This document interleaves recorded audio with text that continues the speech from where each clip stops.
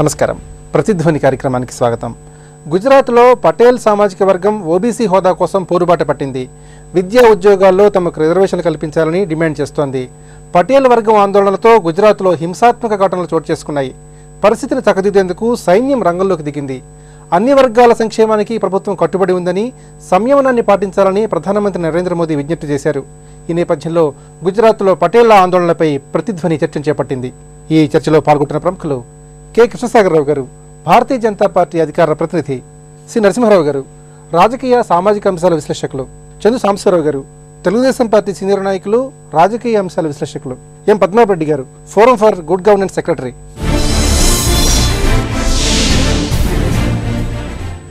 కృష్ణసాగరరావు గారు, గుజరాత్లో పటేల్ సామాజిక వర్గం ఓబీసీ హోదా కోసం ఆందోళన బాట పట్టింది. మరి దీనికి సంబంధించిన నేపథ్యాన్ని, పూర్వాపరాలని ఏ విధంగా విశ్లేషించుకోవాలి? శతాబ్దాలుగా అణిచివేయబడ్డ వెనుకబడిన తరగతులు, వర్గాలు, కులాలను మన సమాజంలో వాళ్ళకు ఒక లెవెల్ ప్లేయింగ్ ఫీల్డ్ ఇవ్వడానికి రిజర్వేషన్స్ అఫర్మేటివ్ యాక్షన్గా పెట్టడం జరిగింది. 1981లో మాధవరావు సోలంకి సీఎంగా ఉన్నప్పుడు వారు ఒక 3 మెంబర్ కమిటీని వేయడం జరిగింది. జస్టిస్లతో, అప్పుడు సిట్టింగ్ జడ్జిలతో వేయడం జరిగింది. వాళ్ళు ఒక ఎస్సీబీసీ అని సోషల్లీ ఎకానమికలీ బ్యాక్వర్డ్ కాస్ట్ అని చెప్పి వాటికి ఒక 10% రిజర్వేషన్ ఇచ్చే విధంగా రికమెండేషన్స్ చేయడం జరిగింది. 1981-82లో అది ఇంట్రడ్యూస్ చేసి 10% మాత్రమే వాళ్ళకి రిజర్వేషన్ ఇస్తూ ఒక నిర్ణయం తీసుకోవడం జరిగింది. దాని తర్వాత వారు గవర్నమెంట్ పోయింది, మళ్ళీ గవర్నమెంట్ గెలిచారు.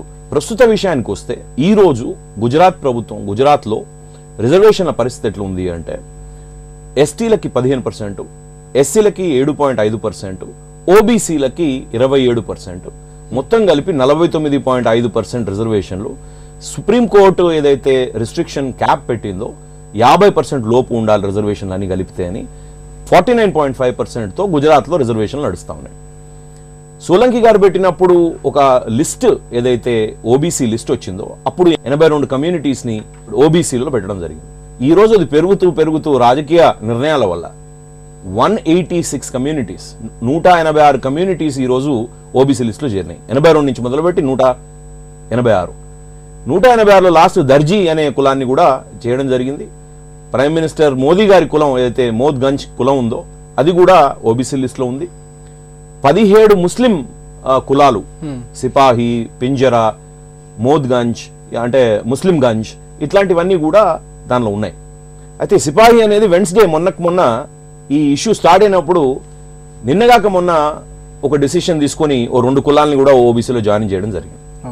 అయితే పటేల్ విషయానికి వస్తే చాలా అఫ్లూయెంట్ కమ్యూనిటీ, ఎంటర్ప్రినల్ కమ్యూనిటీ. 150 వరల్డ్ మొత్తంలో వాళ్ళ సర్నేమ్ 154వ ఫెమిలియర్ నేమ్. అంత ఫెమిలియర్ కమ్యూనిటీ, అంత పెద్ద కమ్యూనిటీ. ఈరోజు వాళ్ళు ఓబీసీలో మమ్మల్ని జాయిన్ చేయండి, మాకు కూడా 27% రిజర్వేషన్లు కావాలి చదువులో, ఉద్యోగాల్లో అని అడగడం ఈ అఫర్మేటివ్ యాక్షన్ స్ఫూర్తికి వ్యతిరేకం, రిజర్వేషన్ల స్ఫూర్తికి వ్యతిరేకం. చాలా మంది కులాల్లో ఉన్నవాళ్ళు, స్పెషల్లీ ఈ కంటెంపరీ ఏజ్లో ఉన్నవాళ్ళు, వాళ్ళు ఏమనుకుంటారంటే అసలు రిజర్వేషన్లు అవసరమా, రిజర్వేషన్లు ఎకానమిక్లీ బ్యాక్వర్డ్ వాళ్ళకే అవసరం అయితే సరిపోతుంది కదా, కులాలతో ఏంది అనే ఒక చర్చ కూడా జరుగుతూ ఉన్నది. స్పెషల్లీ ఈ పటేల్ ఉద్యమం తర్వాత ఆ చర్చ పెరిగే అవకాశం కూడా ఉంది. దాంట్లో నేను మీ ద్వారా ప్రజలకు చెప్పాల్సిన అవసరం ఏముంది అంటే, ఇది ఓన్లీ ఎకానమిక్ బ్యాక్వర్డ్నెస్తో కాదు. రిజర్వేషన్స్ అంటే social backwardness, cultural backwardness, emotional backwardness. వాళ్ళు తరతరాలుగా వాళ్ళని ఒప్రెస్ చేయబడ్డారు కాబట్టి వాళ్ళకి అన్ని విధాలుగా, వాళ్ళకి కొన్ని తరాలైనా వాళ్ళకి ఒక అడ్వాంటేజ్ ఇచ్చి వేరే వర్ణాల మీద వాళ్ళని మనం పైకి తీసుకొచ్చే విధంగా ఉండడమే అఫర్మేటివ్ యాక్షన్ అంటాం. దాన్ని జస్టిఫై చేయలేము, దానికి లాజిక్ ఉండదు, మనం యాక్సెప్ట్ చేయాల్సిందే. ఎందుకంటే సమసమాజం అనేది ఎప్పుడు మన ప్రయత్నం తప్పించేది ఎప్పుడు కూడా సాధ్యం అవుతుందని నాకు అనిపించదు. మనం ఉన్న ఎకానమిక్ మోడల్ కానివ్వండి, మనం ఉన్న పొలిటికల్ మోడల్స్ కానివ్వండి, గవర్నెన్స్ మోడల్స్లో కానివ్వండి. నేను అనేది ఏంటంటే, హార్దిక్ పటేల్ అనే వ్యక్తి ఈ రోజు పటేల్ కమ్యూనిటీకి ఒక ఆశ చూపించి, నేను మిమ్మల్ని తీసుకుపోయి ఓబీసీలో జాయిన్ చేస్తాను, 27% రిజర్వేషన్ ఇప్పిస్తాను అని అనడంతో ఎంత పెద్ద అభివృద్ధి చెందిన గుజరాత్ ప్రాంతం, రాష్ట్రం అయినా కూడా అక్కడ కూడా నిరుద్యోగులు ఉన్నారు కాబట్టి వాళ్ళందరికీ ఒక ఆశ కల్పించడం జరిగింది. నేను మీ ద్వారా మళ్ళీ ప్రజలకు చెప్పేది ఏంటంటే, గుజరాత్ ప్రభుత్వం అన్ని, అంటే ప్రజాస్వామ్యంలో ఎవరు ఏదైనా అడగొచ్చు, వినడానికి ప్రభుత్వాలు ఉండాలి. మా చీఫ్ మినిస్టర్ గారు ఒక 7 మెంబర్ కమిటీని ఒక మినిస్టర్ గారు హెడ్ చేస్తూ నితిన్ పటేల్ గారు వారితోని ఒక 7 మెంబర్ కమిటీని వేయడం జరిగింది. ఆ కమిటీ వీరితోని 11వ తారీఖు నాడు, ఆగస్టు 11వ తారీఖు నాడు ఒక రిపోర్ట్ ఇవ్వడం జరిగింది. 17వ తారీఖు నాడు హార్దిక్ పటేల్ ని పాస్ అనే ఆయన ఆర్గనైజేషన్ ఏదైతుందో పాటీదార్ అన్మత్ ఆందోళన్ సమితి వారిని పిలవడం జరిగింది. ఆయన రాలేదు, టాక్స్ కి రాలేదు. ఆయన టాక్స్ కి రాకపోవడం మొదలుపెట్టిన జూలై 6th కి మొదలు పెట్టారు. వారు 1 month లో 100 ప్రోగ్రాములు చేసి ఎక్కడెక్కడ అంటే విస్నగర్ అనే ఒక ప్లేస్ లో పెద్ద ఎత్తున వైలెన్స్ జరిగి 152 మందిని అక్కడ అరెస్ట్ చేయడం జరిగింది. ఈ రోజు 25వ తారీఖు నాడు ఆయన పెట్టిన పెద్ద ర్యాలీ తర్వాత కూడా వైలెన్స్ జరగడం జరిగింది. ఇప్పుడు కర్ఫ్యూ నడుస్తా ఉన్నది నిన్న ఈ రోజు. కాబట్టి ప్రజాస్వామ్యంలో మనకు కావాల్సిన డిమాండ్స్ అడగొచ్చు, కానీ it has to be peaceful. Narasimha Rao గారు, పటీదార్ ఆందోళన సమితి ఆధ్వర్యంలో గుజరాత్లో పెళ్లిబిక్కిన ఉద్యమం దేశవ్యాప్తంగా రిజర్వేషన్ల అంశాన్ని మరోసారి తెరపైకి తెచ్చింది. మరి దేశవ్యాప్తంగా రిజర్వేషన్ల అంశం తేనెతుట్ట మరోసారి కదిలినట్టుగా దీని ద్వారా మనం భావించవచ్చా? అసలు రిజర్వేషన్ల అవసరం ఎవరికి ఉంది? రిజర్వేషన్ కావాలని ఎందుకు కోరుతున్నారు? 2 విషయాలు, ఒకటి ఉద్యోగాలు, 2 చదువు. ఉద్యోగాలు ప్రభుత్వంలో ఒక 1% ఉద్యోగాలే ఉన్నాయి. అంటే మొత్తం జనాభాలో 1%కే ప్రభుత్వ ఉద్యోగాలు లభ్యమవుతాయి. అంటే ఒక కులంలో కూడా ఒక 1% లభ్యమవుతాయి. ఒక గ్రామంలో ఒక 1000 మంది దళితులు ఉంటే వాళ్ళు 10 మందికి మాత్రమే ఉద్యోగాలు వస్తాయి. మీద 990 మందికి ఉద్యోగాలు రావు. కానీ చదువుకుంటాకి ఎక్కువ మంది, దాదాపు 500 మంది చదువుకోవాలనుకుంటే 1000 మంది ఉంటే వాళ్ళకి ఖచ్చితంగా రిజర్వేషన్లు కావాలి. అక్కడ ఇంతవరకు ఎడ్యుకేషన్ పూర్తిగా విస్మరించడం జరిగింది గుజరాత్లో. ఈ మోడీ రాకముందు దాకా కూడా ఇంజనీరింగ్ కాలేజీలు 22 ఉన్నాయి. మోడీ వచ్చాక ఇంకో 100 కాలేజీలు ఇచ్చారు, 120 అయినా ఇప్పుడు ఇంజనీరింగ్ కాలేజీలు. మన ఆంధ్రప్రదేశ్లో ఆంధ్రప్రదేశ్ జనాభా ఇవాళ ప్రస్తుతం ఉన్న ఆంధ్రప్రదేశ్ జనాభా 5 కోట్లు. 5 కోట్లకి 750 పైగా ఇంజనీరింగ్ కాలేజీలు ఉన్నాయి. ఇక్కడ అసలు ఇంజనీరింగ్ కాలేజీలు ఇవాళ కూడా 120 ఉన్నాయి. అక్కడ 6.5 కోట్ల జనాభా. అక్కడ మనకి సీషోరు 974 కిలోమీటర్లు, వాళ్ళకి 1600 కిలోమీటర్లు.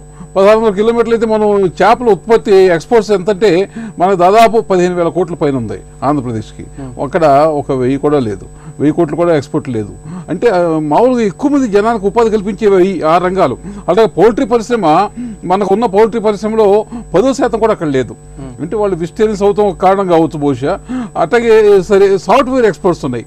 ఇప్పుడు ఆంధ్రప్రదేశ్ ఒక్క హైదరాబాద్ నుంచి 75,000 కోట్లు సాఫ్ట్వేర్ ఎక్స్పోర్ట్ చేస్తున్నాం.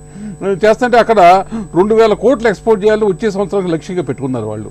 అంటే ఎక్కువ మందికి ఉపాధి కల్పించి, ఇప్పుడు జామ్నగర్లో రిఫైనరీ ఉంది, గొప్పగా చెప్పుకుంటారు, సంపన్న రాష్ట్రం అని చెప్పుకుంటారు. జామ్నగర్లో ఉన్న రిఫైనరీ 4.5 లక్షల కోట్లు రెవెన్యూ దానికి, కానీ దాంట్లో ఉద్యోగులు 22,000 మంది. అంటే వాళ్ళకి ఉపాధి, ఎక్కువ మందికి ఉపాధి కల్పించడంలో విఫలమైంది ప్రభుత్వం. ఎక్కువ మందికి ఉపాధి కల్పించే రంగాల్ని విస్మరించింది. అందువలన జనంలో చాలా అంట్రెస్ట్ ఉంది. పటేల్స్ అంతకుముందు వారు చెప్పారు, కృష్ణసాగర్ గారు చెప్పినట్టు చాలా ఎంటర్ప్రైజింగ్ కమ్యూనిటీ. అనేక వ్యాపారాలు వాళ్ళు ఉండేవాళ్ళు, అమెరికాలో కానీ మిగతా విదేశాల్లో కానీ అనేక దేశాల్లో కూడా వాళ్ళు వెళ్ళారు. కానీ వాళ్ళు చదువుకున్న వాళ్ళు కాదు, పెద్ద చదువు మీద ధ్యాస పెట్టిన వాళ్ళు కాదు. మామూలుగా హై స్కూల్ చదువుతూనే ముగించేవాళ్ళు, వ్యాపారంలో జొరబడేవాళ్ళు. వాళ్ళు చదువుకోవాలి. చదువుకోవాలంటే అవకాశాలు ఎక్కడ ఉన్నాయి? ఎక్కువ కాలేజీలు ఎక్కడ ఉన్నాయి? ఇప్పుడు గుజరాత్ మొత్తం మీద 20 మెడికల్ కాలేజీలు ఉన్నాయి. వాళ్ళు మెడిసిన్ చదవాలంటే, లేక ఇంజనీరింగ్ చదవాలంటే వాళ్ళ కాలేజీలు సరిపడిన కాలేజీలు లేవు. విద్యా అవకాశాలను విస్తృతంగా పెంచాలి. ప్రతి ఒక్కరు చదువుకుంటానే వాడికి సీట్ ఇచ్చే ఏర్పాటు చేయాలి. అందువల్ల అప్పుడు రిజర్వేషన్ అంశం కొంతవరకు మరుగున పడుతుంది. ప్రభుత్వం ఉద్యోగాలు వచ్చి మనకు ఉద్యోగాలు వస్తాయని ఉద్యోగస్తులు ఈ కమ్యూనిటీ కూడా మెరుగుపడిన సందర్భం కూడా లేదు. మాకు చదువుకోవాలన్న కాంక్ష ఉన్నా, అంటే అన్ని సదుపాయాలు ఉన్నా మేము చదువుకోలేకపోతున్నాం అన్న భావన దేశవ్యాప్తంగా అనేక కమ్యూనిటీస్ ఉంది. అందువల్ల మీరు చెప్పినట్టు రిజర్వేషన్ల విధానాన్ని పునఃపరిశీలించాలి. సంవత్సరావు గారు, తమని ఓబీసీ వర్గంలో చేర్చాలని గుజరాత్లో పటేల్ సమాజ్ వర్గం చేస్తున్న ఆందోళన ఏ మేరకు ఫలితాలు ఇస్తుంది? కేవలం 2 నెలల కాలంలో హార్దిక్ పటేల్ చేపట్టినటువంటి ఈ ఉద్యమం ఏ పరిణామాలకు దారితీస్తుంది? 22 సంవత్సరాల్లో ఒక నాయకత్వం, ఇంత పెద్ద ఎత్తున నాయకత్వం చేయగలిగినటువంటి ఒక చిన్న కుర్రాడి పైకి వస్తున్నందుకు ఆనందంగా ఉన్నప్పటికీ అతను వస్తున్న ప్లాట్ఫామ్ మాత్రం చాలా డిస్టర్బింగ్ ప్లాట్ఫామ్. ఇది ఒక కులాన్ని, వాళ్ళ ఎమోషన్స్ని అడ్డు పెట్టుకుని ఇంతమందిని పోగు చేస్తూ ఇంత వైలెన్స్కి దారితీస్తున్నాడు. కాబట్టి మరి అది లీడర్షిప్ అనాలా, ఐ డోంట్ నో.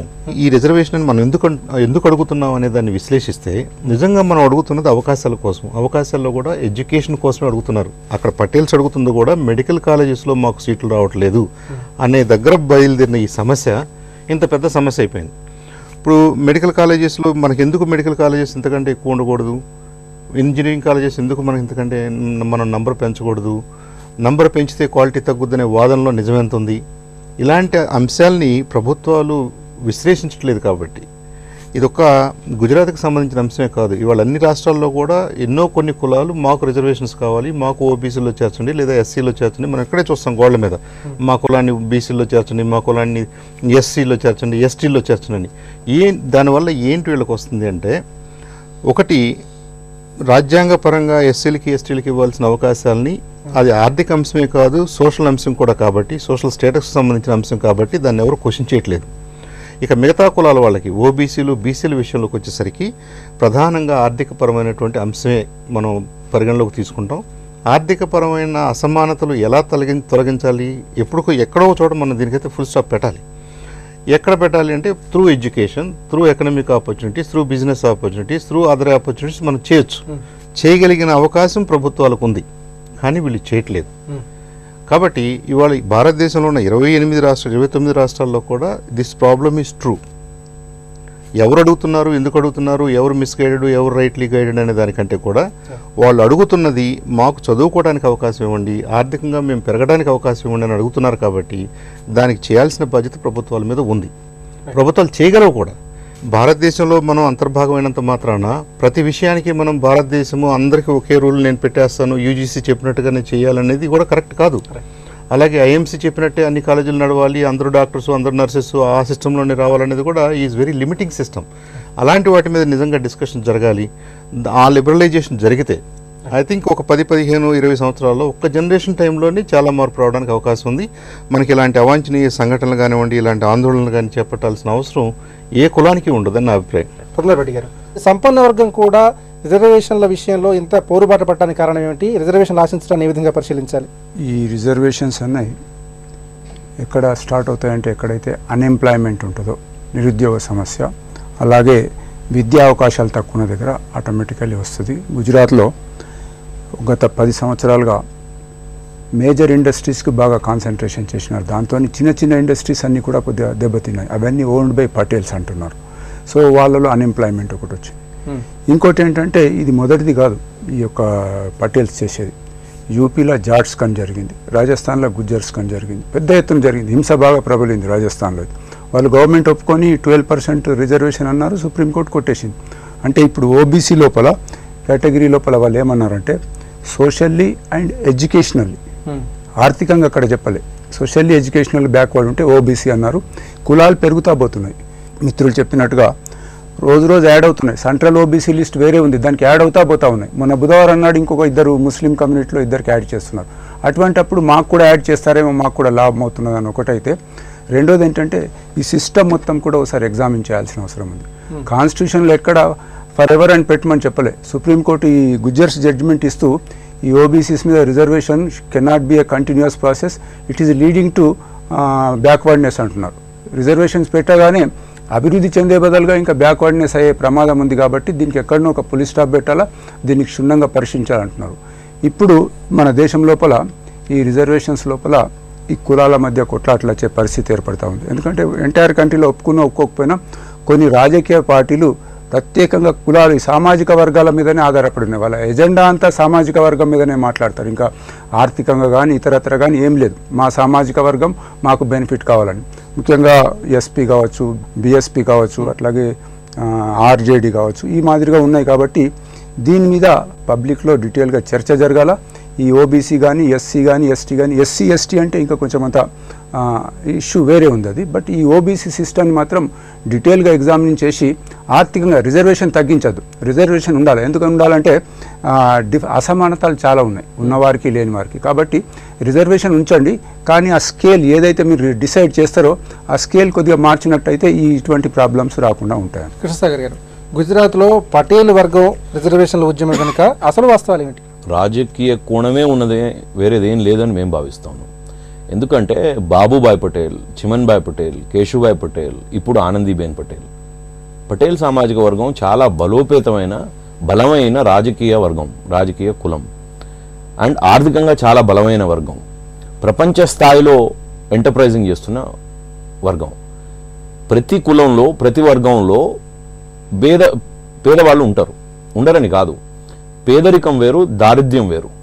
23% ఉన్న దారిద్ర్యం ఏదైతే మనకి 270 మిలియన్ పీపుల్ 32 రూపాయల కంటే తక్కువ సంపాదిస్తున్నారో, వరల్డ్ బ్యాంక్ చాలా క్లియర్గా చెప్పింది, వాళ్ళలో ఎవరు కూడా అగ్రవర్ణ ప్రజలు లేరు. దారిద్ర్య రేఖ కింద అగ్రవర్ణ ప్రజలు లేరు. అక్కడ ఉన్నోళ్ళందరూ వెనకబడిన తరగతుల వాళ్ళందరూ కూడా ఒప్రెస్డ్ పాపులేషన్స్ అవి. సో వాళ్ళకి కదా మనం రిజర్వేషన్ ఇద్దాం అనుకున్నది. కానీ ఈ ఓబీసీ ఎప్పుడైతే, నేను ఇంతకుముందు కూడా మీకు చెప్పినాను, ఈ 3 మెంబర్ కమిటీ ఎప్పుడైతే సోలంకి గారు సెటప్ చేశారో అప్పుడు 82 ఉన్నవి, 186 ఎట్లయినాయి అంటే రాజకీయ కారణాల కోసం పెంచుకుంటా పోతా ఉన్నాం మనం, కులాలను యాడ్ చేసుకుంటా పోతా ఉన్నాం. సో ఆ రాజకీయం కోసం మనం ఎప్పుడైతే కులాలను యాడ్ చేసుకుంటా పోతామో ఇట్లాంటి పొలిటికల్ డోర్స్ ని మనం ఓపెన్ చేస్తున్నాం అవకాశవాద రాజకీయాలకి. ఒక అగ్రవర్ణ కులాన్ని, ఒక ఆర్థికంగా బలమైన కులాన్ని, ఒక రాజకీయంగా బలమైన కులాన్ని పట్టుకొని వచ్చి మమ్మల్ని కూడా ఓబీసీలు జాయిన్ చేయమంటే ఇక అన్ని కులాలను తీసుకొని వచ్చి ఓబీసీలు జాయిన్ చేసినాక ఇక స్పిరిట్ ఏమున్నదండి అఫర్మేటివ్ యాక్షన్ కి, రిజర్వేషన్ కి? దాని వెనుక చాలా రాజకీయ పార్టీలు, మా ప్రత్యర్థ రాజకీయ పార్టీలు వాళ్ళు చేయగలిగినంత వాళ్ళు ఫ్యూయల్ ఫైర్ కి యాడ్ చేస్తా ఉన్నారని కూడా మేము గట్టిగా నమ్ముతా ఉన్నాం. ఇప్పుడు మీరు గుజరాత్ లో చూస్తే అల్లర్లు చేస్తున్నది యువత. వీళ్ళు 17, 16, 17, 20 సంవత్సరాల యువత, పెద్దోళ్ళు ఎవరు లేరు. వాళ్ళు కార్లలో వచ్చి ర్యాలీస్ చేసి పోతా ఉన్నారు. కార్లలో వాళ్ళకు ఓబీసీ కావాలంటారు. కార్లు, స్పీడ్ బైక్స్, స్పోర్ట్స్ బైక్స్ మీద వచ్చి ర్యాలీలు చేస్తా ఉన్నారు. కాబట్టి అవి హింస చేస్తా ఉన్నారు. అక్కడ దగ్గర దగ్గర 90 కోట్ల ఆస్తి నష్టం సూరత్ లో జరిగింది. తర్వాత మెహసానాలో, తర్వాత విస్నగర్ లో చాలా పెద్ద ఎత్తున భారీ నష్టం జరుగుతూ ఉన్నది. కాబట్టి ఇది మంచి పరిణామం కాదు. నరసింహరావు గారు, గుజరాత్లో ఇప్పటికీ రిజర్వేషన్లు 50% చేరుకున్నాయి. ఇక ఏ వర్గాన్ని ఓబీసీ కేటగిరీలో చేర్చే ప్రసక్తి లేదని ముఖ్యమంత్రి ఆనందీబెన్ పటేల్ స్పష్టం చేశారు. అలా అయితే రిజర్వేషన్ల విధానాన్ని పూర్తిగా రద్దు చేయాలని హార్దిక్ పటేల్ వర్గం డిమాండ్ చేస్తోంది. మరి మొత్తంగా ఈ అంశాలన్నింటినీ ఈ విధంగా పరిశీలించాలి. గుజరాత్లో పటేల్ సామాజిక వర్గం అంతా కూడా దాంట్లో 75 నుంచి 80% పైగా బీజేపీని సపోర్ట్ చేశారు. వాళ్ళ సరైన కోరిక ఏంటి, అసలు దాన్ని మనం ఎలా అర్థం చేసుకోవాలన్నది ప్రతి ఒక్కళ్ళు ఆలోచించాలి. రాజకీయ పార్టీలన్నీ కూడా ఆలోచించాలి. వాళ్ళు రిజర్వేషన్ రద్దు చేయమని కూడా అతను అడుగుతాడు. మాకు రిజర్వేషన్ ఇవ్వండి అంటాం కాదు, రిజర్వేషన్ రద్దు చేయండి అంటున్నాడు హార్దిక్ పటేల్. మీరు ఎప్పుడైనా సరే, ఏ ప్రభుత్వం అయినా సరే, కేంద్ర ప్రభుత్వం కానీ ఏ ప్రభుత్వాలైనా ఓ సోషల్ చేసినాయా? రిజర్వేషన్ వల్ల ఆ కులానికి ఎంత ప్రయోజనం జరిగింది, దీన్ని తీసుకొచ్చి ఓబీసీ లిస్టులో పెడతాం వల్ల ఏం ప్రయోజనం జరిగింది వాళ్ళకి అన్నది ఎప్పుడైనా సోషల్ జరిగిందా? వాళ్ళ కేంద్ర ప్రభుత్వం వచ్చింది, ఇతను కొంచెం పాజిటివ్గా జాగ్రత్తగా ఆలోచిస్తాడని మోడీ అందరూ నమ్ముతున్నారు. అయినప్పుడు ఈ రిజర్వేషన్ పాలసీని మళ్ళీ తిరిగి పునఃపరిశీలించాలి. గుజరాత్లో 100 ఇంజనీరింగ్ కాలేజీలు శాంక్షన్ చేయమనండి, అలాగే ఒక 20 మెడికల్ కాలేజీలు ఇవ్వమనండి. తక్షణమే కొంతవరకు తగ్గుముఖ పడుతుంది. వాళ్ళ అందరూ కూడా ఉద్యోగ అవకాశాలు లేవని, ప్రైవేట్ ఉద్యోగ అవకాశాల ముందు పోలిస్తే గవర్నమెంట్ ఉద్యోగ అవకాశాలు ఇన్ని, ప్రైవేట్లో ఉన్న ఉద్యోగుల ముందు పోలిస్తే ఇక్కడ ఉన్న వాళ్ళు ఎంతమంది? ప్రభుత్వాలు ఉద్యోగాలు కల్పిస్తాయని యువత ఎవరు నమ్మట్లా. కానీ చదువుకుంటామని మేము అంటే చదువు కూడా అవకాశాలు కల్పించరా, మమ్మల్ని తిరస్కరిస్తారా? ఒక ఆంధ్రప్రదేశ్లో ఒక ఉదాహరణ చెబుతా. ఒకళ్ళు ఎంబీబీఎస్లో ఫస్ట్ వచ్చిన వాళ్ళు, ఆంధ్రప్రదేశ్లో ఫస్ట్ వచ్చిన వాళ్ళకి పోస్ట్ గ్రాడ్యుయేషన్ సీట్ దొరకలా, వాళ్ళు అప్పర్ క్యాస్ట్ అవుతూ వల్ల. దాన్ని ఎలా పరిగణించాలి మనం? తీవ్రమైన అన్యాయం జరుగుతుందన్న భావన హృదయాలను కలిచివేయటం వల్లనే అన్ని లక్షల మంది ఒక్క కాలుతో, ఒక కుర్రవాడు, ఒక యువకుడు, 22 ఏళ్ల యువకుడు పిలవగానే ఇన్ని లక్షల మంది పోగయ్యారు. అంతేపు దానికి ఏదో రాజకీయ దుర్దేశాలు అంటగట్టం కానీ, అతనికి ఏదో దుర్బుద్ధి అంటగట్టం కానీ ఏ మాత్రం సరికాదు. సాంబశివరావు గారు, గుజరాత్లో పటేల్ వర్గం రిజర్వేషన్ల ఉద్యమం కోసం ఆందోళనలో బాట పట్టింది. మరి ఇదే ఉద్యమ స్ఫూర్తితో ఉత్తర భారతదేశంలో జాట్లు, గుజ్జర్లు కూడా తమను కూడా ఓబీసీ జాబితాలో చేర్చాలని ఉద్యమ బాట పట్టే అవకాశం ఉందంటారా? ఉంటుంది. డెఫినెట్గా మనం ఆంధ్ర వరకు చూసుకున్నట్టయితే చాలా కాలంగా కాపులు కూడా మమ్మల్ని ఓబీసీలో చేర్చాలనే కోరిక ఇక్కడే ఉంది మనకే, ఆంధ్రప్రదేశ్లో. సో ఇదంతా ఏంటంటే ఐ థింక్ ఈ హార్దిక్ పటేల్ అండ్ కంపెనీ వీళ్ళు చేస్తున్నది it is opening a Pandora's box once again. ఇప్పుడు కాపులకు అవసరం అంటే కాపుల్లో పేదవాళ్ళు ఉన్నారు, వాళ్ళకి అవకాశాలు కావాలి. అలాగే మిగతా కులాలు, బ్రాహ్మిన్స్లో పేదవాళ్ళు ఉన్నారు, ఇంకో కమ్మల్లో ఉన్నారు, రెడ్డిలో ఉన్నారు, మన రాష్ట్రంలో అన్ని కులాల్లోనూ ఉన్నారు. అలాగే మిగతా రాష్ట్రాల్లో కూడా దట్స్ ట్రూ. ఇప్పుడు మనకున్న కరెంట్ మోడల్ ఆఫ్ రిజర్వేషన్స్ని డెఫినెట్గా మనం రివ్యూ చేసుకోవాలి. దాంట్లో ప్రధానంగా మనకి రెమెడీ ఎక్కడ దొరుకుతుందంటే అందరికీ అవకాశాలు ఇచ్చే చోట ఆ ప్రయత్నం చేస్తే ఒక జనరేషన్ టైంలో మనకు కొంత రిలీఫ్ వస్తుంది. అందరికీ ఆమోదయోగ్యమైనటువంటి ఒక రెజల్యూషన్, ఐ థింక్ ఈ రిజర్వేషన్స్కి మీనింగ్ ఉంటుంది. అదర్వైజ్ బలం ఉన్నాళ్ళు వచ్చి నాకు రిజర్వేషన్ కావాలంటున్నారు, అది పొలిటికల్ ఇన్ఫ్లుయెన్స్ తోటి వాళ్ళు ఆ జాబితాలో కూర్చుంటున్నారు. వాళ్ళకి నిజంగా ఏం బెనిఫిట్ వస్తుందో నాకు తెలియదు, కానీ మిగతా వాళ్ళకైతే అతనికి రిజర్వేషన్ ఉండటం వల్ల బెనిఫిట్ వచ్చింది, నాకు రావట్లేదు అని అప్సెట్ అవుతున్నారు. నిజంగా మనం చూడాల్సింది, ఇందాక నరసింహారావు గారు ఒక మంచి పాయింట్ అన్నారు. నేను ఎంబీబీఎస్లో ఫస్ట్ వచ్చాను, నాకు పీజీలో సీట్ రాలేదు. ఇక్కడ రిజర్వేషన్ కాదు మనం బ్లేమ్ చేయాల్సింది, ఉన్న 10 సీట్ల వంక చూస్తూ మనం రిజర్వేషన్లో ఉన్న వాళ్ళకి వచ్చింది కాబట్టి బాధపడుతున్నాం. ఆ 10 100 ఇవ్వడంలో తప్పు ఏంటని నేను అడుగుతున్నాను. ఈ క్యాస్ట్ బేస్డ్ డిమాండ్స్ని మనం అదేదో అది తప్పు ఒప్పు అనే కంటే కూడా మూలాల్లోకి వెళ్లాల్సిన అవసరం ఉంది. పురంధరెడ్డి గారు, ఈ గుజరాత్ ఉదంతంలోనైనా దేశవ్యాప్తంగా అన్ని రాజకీయ పక్షాలు రిజర్వేషన్లకు సంబంధించి స్పందించే అవకాశం ఉందా? రిజర్వేషన్స్ గురించి స్పందనే కాదు, ఇంకా ఎక్స్ట్రీమ్ పోతున్నారు. రాజ్యాంగంలో ఉన్నది మతపరంగా ఎటువంటి రిజర్వేషన్ ఉండకూడదని. మన రాష్ట్రంలోనే 12% రిజర్వేషన్ కల్పిస్తామన్నారు. అంటే కోర్టు ఒకసారి చెప్పింది ఇది కాదు అని, మళ్ళీ ఎలక్షన్ ప్రామిసెస్ చేస్తున్నారు, మళ్ళీ ప్రజలకు చెప్తా ఉన్నారు. అంటే కేవలము ఇది ఒక పేద ప్రజలను సమాజాన్ని డెవలప్ చేయడానికి కాదు, ఓట్ల రాజకీయం తయారైపోయింది. ఇప్పుడు ఈ పద్ధతిలో చూస్తూ ఉంటే ఇది ఒక ఆల్టర్నేట్ వయా మీడియా. ఇంకోటి ఏమన్నారంటే, ఓకే మీరు రిజర్వేషన్ ఇస్తే ఇవ్వండి, కానీ ఒక క్రీమీ లేయర్ పెట్టండి. ఇంతవరకు సుమారు ఒక సంవత్సరానికి 4 లక్షలు 5 లక్షలు దాంట్లో రకరకాలుగా ఇచ్చినారు. దాన్ని ఎవరు ఒప్పుకోలేదే. ఈవెన్ సోకాల్డ్ ఓబీసీలలో కూడా క్రీమీ లేయర్ అంటే వాళ్ళు ఆబ్జెక్ట్ చేసినారు. అది స్టేట్గా వదిలిపెట్టినారు, మీరే నిర్ణయించండి. ఒక కుటుంబానికి సంవత్సరానికి ఒక 6 లక్షల రూపాయల ఆదాయం అంటే నెలకు 50,000 ఉంటే అయినా ఓబీసీ కింద తీసుకోవద్దు, ఆ క్యాస్ట్లో ఉన్నా సరే రిజర్వేషన్ ఇవ్వద్దన్నారు. అది ఒప్పుకోవడం లేదు. అంటే ఇది ఎంటైర్ సిస్టమ్ ఏదైతే వర్క్ చేస్తుందో ఎన్నికలను ఓట్లను దృష్టి పెట్టుకొని చేస్తూ ఉంది. దేశానికి ఏది లాభము అది ఆలోచించినప్పుడు, అందరు కూర్చొని ఆలోచించినప్పుడు జరుగుతుంది. కానీ లేనట్టయితే ఇది ఇంకా ముందుకు పోయి రకరకాలుగా ఉద్యమాలు. ఇప్పుడు ఇది ఉద్యమానికి కూడా 2 months నుంచి నడుస్తూ ఉంది. పెద్దగా ఎవరు పట్టించుకోలే. మనకు కూడా 3-4 దినాల నుంచి పేపర్లలో చూస్తున్నాం. నిన్న మొన్న ఫైరింగ్ అయ్యి ఇది కాకున్నట్టయితే, హింస కానట్టయితే నడిచేది అట్లాగే. ఎక్కడనో కొద్దిగా చిన్న తప్పులతోని ఆ ఉద్యమానికి పెద్ద ఆల్ ఇండియా లెవెల్ ఇమేజ్ వచ్చింది. నిన్న జరిగిన తప్పు ఇది, నేను అనుకుంటాను తొందరలోనే ఇది కూల్ డౌన్ అవుతుంది. ఆర్థిక వెనుకబాటుతల నుంచి బయటపడటానికి గుజరాత్లోని పటేల్ సామాజిక వర్గం చేస్తున్న రిజర్వేషన్ డిమాండ్ అత్యంత సున్నితమైంది.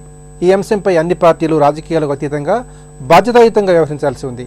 ఇది నేటి ప్రసిద్ధి. నమస్కారం.